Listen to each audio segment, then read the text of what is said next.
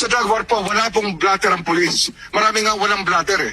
Ang problema nga ho dito, napakarami hong namatay na ang death certificate nga nakalagay po cardiac arrest pero may butas po sa ulo mula sa bala.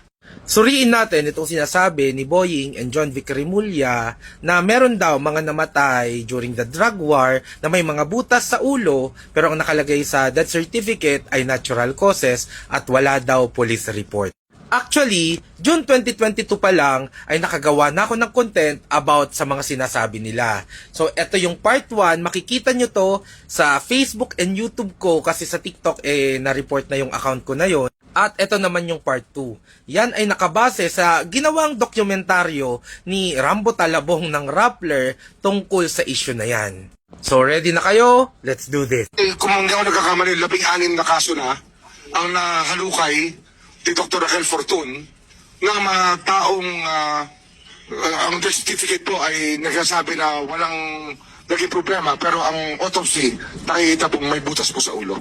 So, malinaw ito ay about sa investigation at autopsy na ginawa ni Doc Raquel Fortun. Isang taon nang nagtatrabaho si Raquel Fortun, isa sa dadalawang forensic pathologist sa buong Pilipinas. Ang misyon niya, hukayin ang ibinaong katotohanan. 7 sa mga kasong kanilang inautopsy idineklarang namatay dahil sa mga natural na dahilan, tulad ng sepsis at pneumonia. Pero, ang totoo, sila'y pinagpabaril. Tingnan natin ang 3 sa mga kasong sinuri ni Dr. Fortun. Unahin natin itong case number 21. Ang nakalagay sa death certificate, namatay ang biktima dahil sa hypertension. Pero sa pagsusuri ni Fortun, pinagbabaril sa ulo. Pangalawa, tingnan natin itong case number 6. Nakalagay na cause of death sa certificate ay acute myocardial infarction o heart attack. Natural din na dahilan. Pero sa pagsusuri ni Fortun, lumabas na binaril siya sa katawan. Pangatlo, tingnan natin itong si case number 29. Ayon sa death certificate, namatay siya sa pneumonia. Pneumonia. Pero yung fracture sa skull. Pero, ang totoo, pinaril siya sa ulo. Ayan na, calibrated tayo na ang basis natin ay yung mismong trabaho ni Raquel Fortun na nagsasabing merong mga namatay at ayun na, may mga ebidensya pa na meron talagang mga namatay ng gunshot wound pero ang nakalagay ay natural death. Pero kung hindi mo susuriin ng mabuti, ay isipin mo na tama si John Vic at Boying Remulla. So ipagpatuloy natin ang pag-imbestiga. Ma'am, as stated by the Secretary of Justice, na yung mga biktima ng EJK, ang mga police report nila ay cardiac arrest pero may buto sa ulo. That numbers in the thousands, ma'am. Why does the Senate try to investigate that? Ayon sa claim ni John Vic Remulla na ang mga biktima raw ng EJK ay ang police report daw nila ay cardiac arrest while ang totoong sanhi ay gunshot wound. Ano nga ba ang sinasabi ng mismong mga kamag-anak ng mga biktimang ito?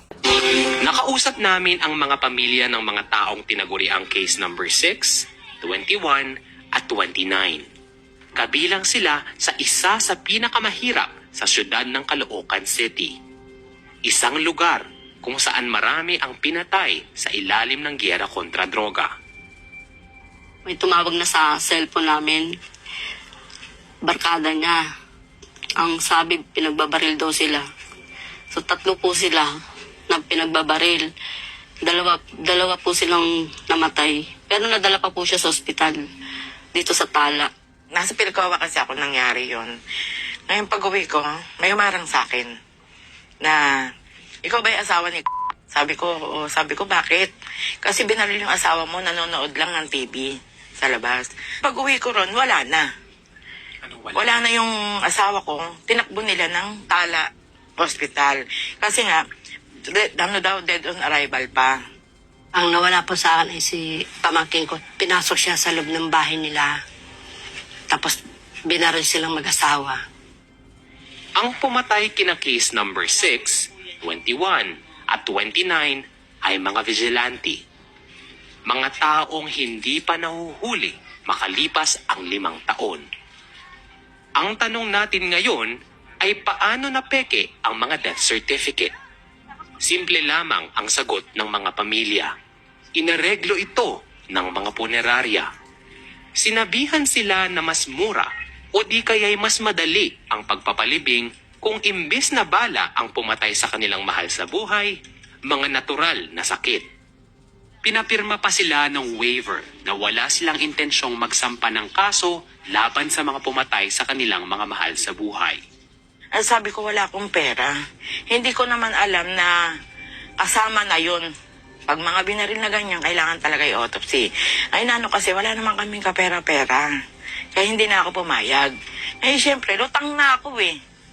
Kung ilalagay daw ang donatok hang, baka hindi kami makapaghingi ng tulong. Kaya inilagay lang nila pulmonary. Ako yung time na yun, kung ano na lang, sige na lang din ako. Ang gusto ko lang ano kami sa problema namin. Hindi ko inintindi yung anong magiging epekto nun. Kasi, ang isip ko nun, mairaos lang namin to, mailibing lang namin to, okay na. Hindi ko naman alam na makakasali ako sa mga organisasyon, na kailangan ng mga ganto-ganon, hindi ko naman alam. Ang nakalagay sa death certificate niya, heart attack na. Pero ang nakalagay sa police report, hindi. Oh, Boying, John Vic! Sa police report daw ay gunshot wound talaga ang kinamatay. Ang problema lang ay doon sa death certificate. At kaya yun nangyayari kasi para hindi na i-autopsy yung namatay kasi gagastos pa yung pamilya. Ang mga pumatay, mga vigilante. Hindi mga pulis na inutusan ni Duterte. Alam naman natin noon na mga kapwa nila sangkot sa droga ay pinapatay. Ang mga kapwa nila sangkot din sa droga para maiwasan silang sumuko at magsalita sa mga pulis. So pati ba naman yon ituturo nyo kay Duterte?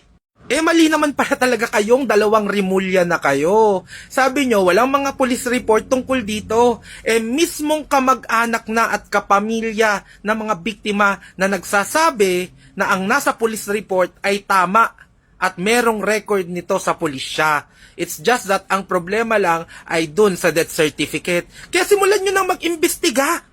Tinatanong pa ni John Vic Rimulya kung bakit daw hindi nag-iimbestiga ang Senate tungkol dito. John Vic, ayan no, yung kapatid mo si Boying Rimulya, DOJ Secretary. Bakit hindi niya iniimbestigahan yan? Alam nyo na pala. Hindi ko nga maintindihan kung bakit hindi na contempt itong grupong ito na nag-group effort para idiin si Duterte sa ICC na halatang halata naman na nag-group effort din na magsinungaling dyan sa Senate hearing.